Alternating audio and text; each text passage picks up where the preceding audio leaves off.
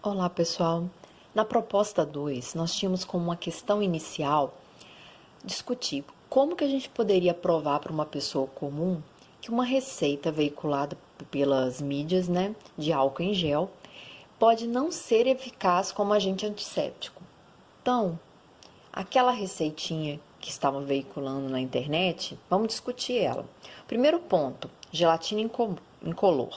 A gelatina vendida, ela pode estar apresentada de vários pacotinhos com tamanhos diferentes, com massas diferentes. Então, teria que estar especificado ali mais informações como a massa, de gelatina que foi utilizada, porque aqui, nesse caso, nesse pacote tem 5 folhas, uma massa igual a 10 gramas. Então, se na receita nós usamos 2 gramas, a gente usou, na verdade, então 4 gramas. Então, quando a gente vai fazer uma receita ou um protocolo no laboratório, que seja, a gente tem que especificar com muita segurança os valores das massas que estão sendo envolvidas, das medidas de uma forma geral. Outro ponto importante é o seguinte: a gelatina, mesmo sendo sem sabor, sem cheiro, sem corante, ela ainda tem uma série de substâncias que pode funcionar como substrato, quer dizer, alimento para micro-organismos. Então, você tem o álcool ali, que é um agente antisséptico, ok, mas você tem uma série de outros alimentos de outras substâncias que servem como alimento, então estão potencializando o crescimento e desenvolvimento de micro-organismos. Então não é legal, é muito diferente do gel que é utilizado na formulação do álcool em gel comercial.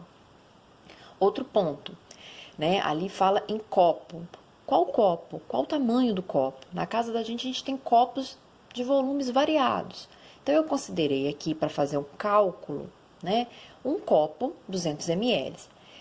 Tecnicamente, a gente sabe que a densidade da água é 1 grama por ml. Significa que quando eu tenho 1 ml de água, esse 1 ml de água tem uma massa equivalente a 1 grama.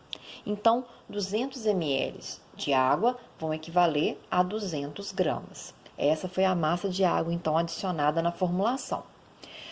Foi adicionado também 12 copos de álcool 96 graus. Eles não mencionam qual grau, se é INPM, se é GL. Isso é importante, por quê? Porque são graus diferentes, consideram informações diferentes, tá? Eu considerei sendo o INPM por ser o mais comum, mas eu também estou supondo, tá? Outra coisa importante, não fala de nenhum cuidado de higienização. Toda formulação, já que ela é para uso, de saúde, já que ela tem que ter todos os cuidados até durante a sua formulação. E também não fala dos cuidados de manipulação do álcool e de alta concentração, que ele tem que ser manipulado em um ambiente aberto, com boa ventilação, longe de fagulhas, de chamas. Então, isso é muito importante, tá? Porque a legislação até ela coíbe a venda desse material por causa da quantidade de acidentes domésticos pelo mau uso desse álcool de alta concentração. Mas voltando às quantidades, então a gente considerando que um copo tem 200 ml, se a gente vai usar 12 copos, a gente vai ter então um volume total de álcool de 2.400 ml. A outra informação técnica é que a gente vai utilizar então a densidade do álcool como sendo 0,789, que é a densidade do álcool puro. Mas como é 96 graus, é muito próximo, a gente vai considerar essa. Então, 1 ml de álcool vai ter uma massa equivalente a 0,789 gramas. Assim, então ali nós vamos usar 1.893,6 gramas de álcool.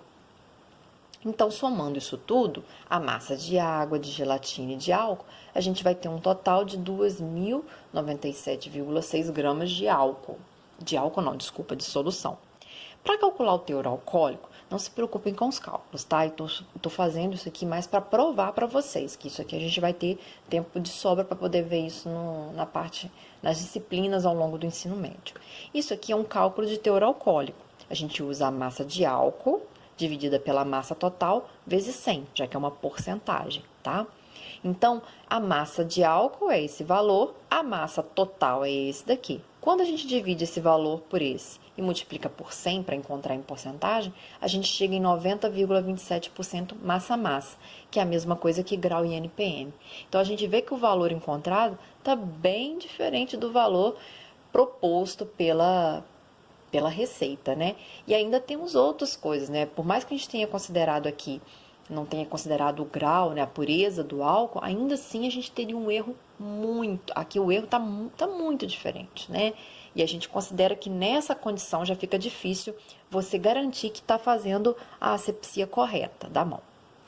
Mas e se a gente não considerasse massa? Se a gente considerasse volume? Aí vem uma outra questão. Nem sempre quando a gente mistura água e álcool, o volume é aditivo, né? É isso que eu queria que vocês verificassem na prática, né? Nem sempre um copo de água mais 12 copos de álcool vão equivaler a 13 copos. E a gente provou isso fazendo o experimento em casa, né? Aqui nesse primeiro copo a gente tem 2 medidas de água, aqui uma medida de água e de álcool. E a gente pode ver que o volume não é igual. Então, houve aqui o que a gente chama de contração volumétrica. Por que isso? É como se a gente considerasse o seguinte: aqui seria um recipiente de amostra de álcool e aqui um recipiente de amostra com água. E aqui seria o volume X dessas duas amostras. A gente pensa então que quando a gente mistura esses dois, né, o volume ocupado por essas duas amostras vai ser esse aqui. Só que a gente tem que considerar o seguinte: o que é o volume? O volume é o volume das moléculas, mais esse volume que é o espaço entre elas. Esse espaço ele vai depender do tipo de componente que está nessa molécula, o tipo de interação, das forças dessas interações, que são uma série de conteúdos que a gente vai ver à frente. O que a gente tem que entender aqui é o seguinte: cada molécula tem um espaço entre elas, elas não estão embrudadinhas uma na outra, existe uma distância. Acontece que quando eu misturo essas duas, alguns desses espaços aqui são preenchidos por outras moléculas. Então, no final, o volume ocupado ao todo é um pouquinho menor, né? Deixa eu voltar aqui, desculpa. Então, aqui o volume ocupado, ele é um pouquinho menor. Então, essa diferença assim, entre o que a gente esperava e o que realmente nós tivemos de volume é chamada de contração volumétrica. E isso acontece em especial quando a gente mistura substâncias diferentes. E é muito evidente quando ocorre a mistura entre água e álcool. Então, se a gente considerasse, né, a mistura agora, fazendo os cálculos como se fosse volume. A gente adicionou 200 ml de água, o volume da gelatina seria tão pequeno que eu desconsiderei, e o volume de álcool. Então, a gente sabe que 2.600 seria se eu somasse na íntegra. A gente sabe que vai ser um pouco menor, mas não tem como prever menor quanto. Então, a gente vai dizer só que é menor. Se a gente considerar, fazendo o cálculo agora do teor alcoólico, volume de álcool dividido pelo volume total vezes 100, a gente chegaria num teor de 92,31 volume-volume ou 92 graus Gay-Lussac. Em todo caso, está muito fora da expectativa. E como a gente viu pela orientação que o CRQ passou, pela informação, né, que se você utiliza uma substância com um grau muito maior do que 70% em teor de álcool, a possibilidade desse material não funcionar como agente sanitizante é grande. Então, tome cuidado, pessoal. Nem tudo que é veiculado na internet é certo e nem tudo pode ser, às vezes é veiculado com má intenção, às vezes é desinformação. E é esse que é o nosso objetivo, é levar a informação correta, segura, tá bom?